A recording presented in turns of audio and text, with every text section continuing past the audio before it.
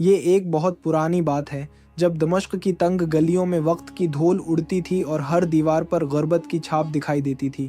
شام کی ہوا میں مٹی کی خوشبو تھی، مگر اس خوشبو میں بھوک اور بے بسی کا ایک عجیب سا درد گھلا ہوا تھا۔ انہی گلیوں کے بیچ ایک پرانا زرد مکان تھا، جس کی چھت ٹپکتی تھی، دیواریں جھڑ رہی تھیں اور آنگن میں سوکھی روٹیوں کے ٹکڑے اب صرف یاد بن چکے تھے۔ اس مکان میں عبدالرحیم نام کا ایک آدمی اپنی بیوی اور بچوں کے ساتھ رہتا تھا۔ کبھی وہ ایک محنتی کاریگر تھا جو تانبے کے برتن صاف کیا کرتا تھا، مگر اب بیماری نے اس کے ہاتھوں کو لرزتا ہوا کر دیا تھا۔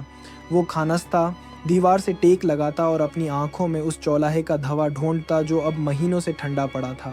بیوی حلیمہ پریشان تھی، اس کے چہرے پر تھکن اور آنسوؤں کی لکیریں تھیں۔ وہ اپنے بچوں سکینہ اور رئیس کو سینے سے لگائے بیٹھی تھی اور ان کی بھوک اس کے دل میں سوئی کی طرح چبھ رہی تھی۔ آئے عبدالرحیم، اس نے ٹوٹی آواز میں کہا، کب تک ایسے بیٹھے رہو گے؟ نہ کام ہے نہ کمائی، بچے بھوکے ہیں اور گھر میں آٹے کا ایک دانہ بھی نہیں بچا۔ عبدالرحیم نے سر جھکا لیا، اس کی آنکھوں میں شرم اور مجبوری تیرنے لگی۔ حلیمہ، اس نے دھیمی آواز میں کہا، خدا کی قسم میں نے کوئی کوتاہی نہیں کی، مگر بیماری نے میری طاقت چھین لی ہے۔ اب نہ ہاتھ کام کرتے ہیں، نہ جسم میں جان باقی ہے۔ سکینہ نے زمین پر بیٹھے بیٹھے کہا، ابا جان، ہمیں بہت بھوک لگی ہے۔ یہ لفظ عبدالرحیم کے دل میں ہتھوڑے کی طرح لگے۔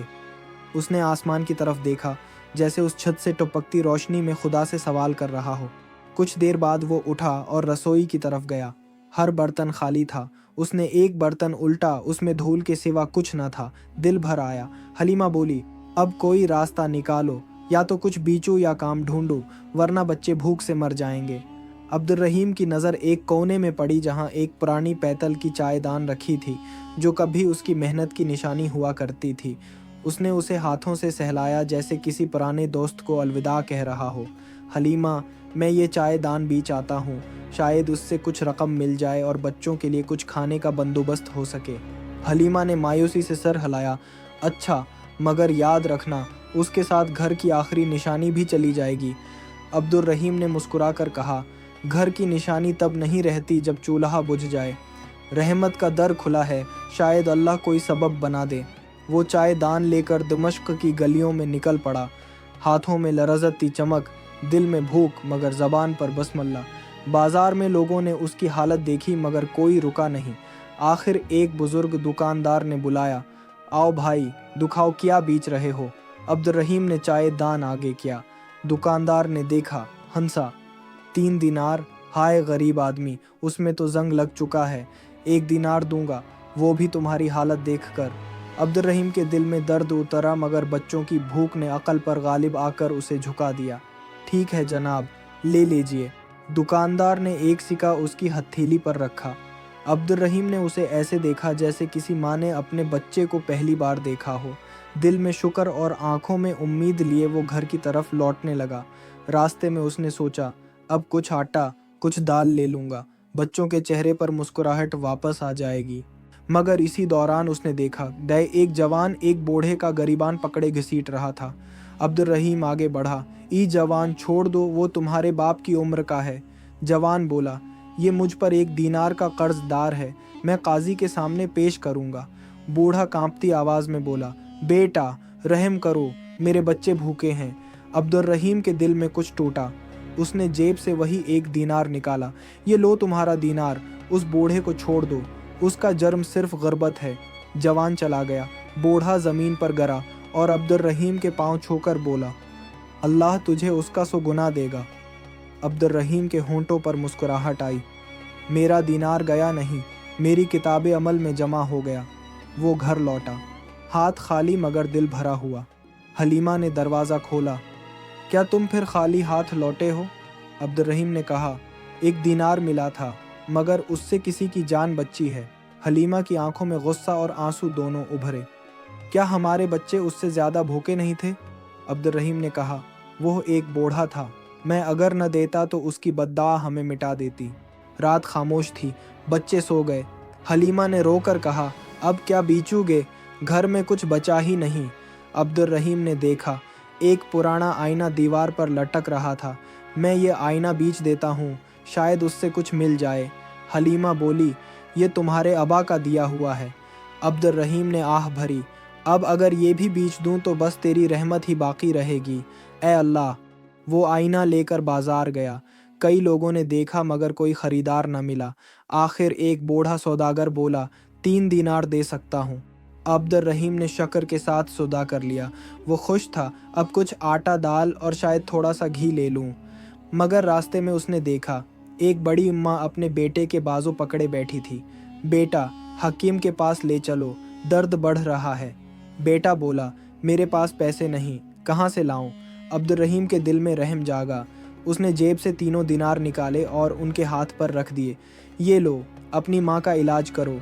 बेटे ने हैरत से कहा, आप कौन हैं? आप खुद तो गरीब लगते हैं। अब्दुर्रहीम ने कहा, मैं वो हूँ जो कल किसी और का सहारा था, आज तुम्हारा बन गया। रहमत बांटने से बढ़ती है, घटती नहीं। बूढ़ी औरत ने हाथ उठाकर दुआ दी, अल्लाह तुझे वो दे जो तू मांगे भी ना। अब्दुर्रहीम ने आसमान की तरफ देखा, ऐ मालिक, अगर यही तेरी मर्जी है तो मुझे इसी राह पर कायम रख। वो वापस चला, खाली हाथ मगर दिल रोशन। रात के अंधेरे में भी उसके कदमों के साथ रहमत की करण चलती महसूस हो रही थी। जब वो घर पहुंचा तो दरवाजे की चौखट जैसे उससे लपटने को बेताब थी।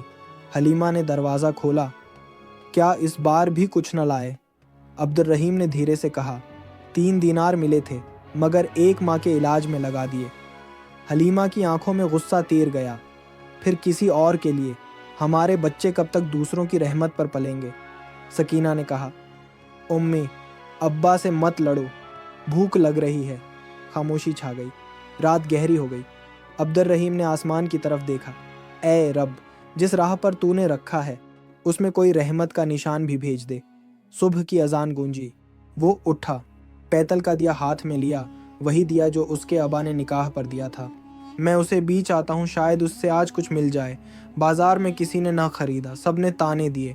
आखिर एक मुछली वाला बोला, मैं ये दिया ले लेता हूँ और बदले में तुम्हें मुछली देता हूँ। अब्दुर्रहीम मुस्कुरा दिया, खाली हाथ लौटने से बेहतर है कि मुछली ही सही। वो मुछली लेकर घर की तरफ चला, दिल में थकन मगर आंखों में उम्मीद। दिमश्क की गलियां खामोश थीं मगर हवा में दुआ की खुशबू थी। अब उसके कदम बोझल थे मगर दिल में एक सुकून था, कम उस कम आज बच्चों के पेट भर जाएंगे।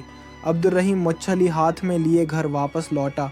उसके कदम थके हुए मगर चेहरे पर एक अजीब सा सुकून था, जैसे कई दिनों बाद उसने अपने बच्चों के लिए कुछ लाया हो। दरवाज़ा खोला तो हलीमा ने बेचैनी से पूछा, क्या लाए हो अब्दुर्रहीम? उसने मुच्छली आगे बढ़ाते हुए मुस्कुरा कर कहा, ये देखो, आज अल्लाह ने हमें मुच्छली नसीब की है। सकीना खुशी से बोली, वाह उम्मी, आज तो हम ईद करेंगे। रईस ने तालियां बजाएं और भागकर बर्तन निकालने लगा। हलीमा के चेहरे पर पहली बार मुस्कुराहट आई। चलो, मैं उसे पुकाती हूँ, कम उस कम आज बच्चों के चेहरों पर खुशी तो आएगी। चौल्हा जलाया गया। कई दिन बाद उस मिट्टी के चौल्हे से धुआं उठा। घर में खुशबू फैल गई। भूख की जगह उम्मीद ने ले ली। मगर जैसे ही हलीमा ने मछली को साफ करने के लिए चाकू लगाया, अचानक एक जोरदार चमक निकली। सब चौंक उठे। ये क्या? हलीमा के हाथ से मछली फिसल गई। जब सबने देखा, मछली के पेट से एक छोटा सा थैला निकला। अब्दुर्रहीम ने हैरत से थैला खोला और उसमें से सोने के सिक्के निकले, इतने कि उसकी आंखों से आंसू बह निकले। अल्लाह अकबर, उसने चीख कर कहा, ये तेरा करम है। मैंने तेरे बंदों पर खर्च किया और तूने अपनी रहमत के दरवाजे खोल दिए। हलीमा ने कपकपाते हाथों से सिक्के उठाए। ये सब सोना कहाँ से आया? अब्दुर्रहीम ने धीमी मुस्कुराहट के साथ कहा, ये मछली वही थी जो उस बूढ़े मछली वाले ने दी थी। शायद उसकी नीयत नेक थी या शायद ये अल्लाह की आजमाइश थी। सकीना ने पूछा, अब्बा, क्या हम अमीर हो गए हैं? अब्दुर्रहीम ने बेटी को गोद में उठाया, नहीं बेटी, हम पहले ही अमीर थे क्योंकि हमारे दिल में ईमान था। अब तो बस अल्लाह ने दुनिया भी अता कर दी। हलीमा खामोश बैठी सब देखती रही। उसकी आंखों से आंसू बह निकले, मगर उस बार शुक्र के। मैं तुम पर गुस्सा करती रही मगर तुमने सब्र किया। सच है, अल्लाह साबरीन के साथ है। अब्दुर्रहीम ने कहा, ये सोना हमारा इम्तिहान है, इनाम नहीं। हम उससे दूसरों का पेट भरेंगे जैसे कल एक बूढ़े का दिल भरा था। फिर उसने आसमान की तरफ देखा, ए रब, तूने जो दिया हम उसको तेरी राह में लौटा देंगे। अगले दिन सुबह दिमश्क के उसी बाजार में वही अब्दुर्रहीम खड़ा था, मगर अब गरीब नहीं, رحمت بانٹنے والا تھا۔ اس نے یتیموں میں کھانا بانٹا، بیماروں کے علاج کے لیے دینار دیے اور ہر ہاتھ جو خالی تھا اس میں امید رکھ دی۔ شام ہوتے ہی جب وہ گھر واپس آیا تو آنگن میں روشنی پھیلی ہوئی تھی، نہ صرف دیا کی بلکہ ایمان کی روشنی۔ حلیمہ نے کہا، یہ دیا تو ہم بیچ آئے تھے، پھر یہ کیسے جل رہا ہے؟ عبد الرحیم نے مسکرا کر کہا، یہ وہی دیا ہے جو اب ہمارے دلوں میں جل رہا ہے۔ جب نیت خالص ہو تو روشنی کبھی بجھتی نہیں۔ رات کو سب نے کھانا کھایا، بچے خوش تھے، حلیمہ مطمئن، اور عبد الرحیم کے ہونٹوں پر صرف ایک جملہ، جس نے دوسروں کے لیے روشنی جلائی، اس کے گھر سے اندھیرا خود چلا گیا۔ اختتام، یہ کہانی ہمیں یہ سکھاتی ہے کہ جب انسان اپنی ضرورت پر دوسروں کی بھلائی کو ترجیح دیتا ہے تو اللہ اس کی چھوٹی قربانی کو اپنی بڑی رحمت میں بدل دیتا ہے۔ یہاں ہماری کہانی ختم ہوتی ہے۔ اگر یہ کہانی آپ کو پسند آئی تو لائک اور سبسکرائب کرنا نہ بھولیں تاکہ آپ ہمارے ساتھ ہر کہانی دیکھ سکیں۔ ملتے ہیں ایک اور نئی ویڈیو کے ساتھ، تب تک کے لیے اللہ حافظ۔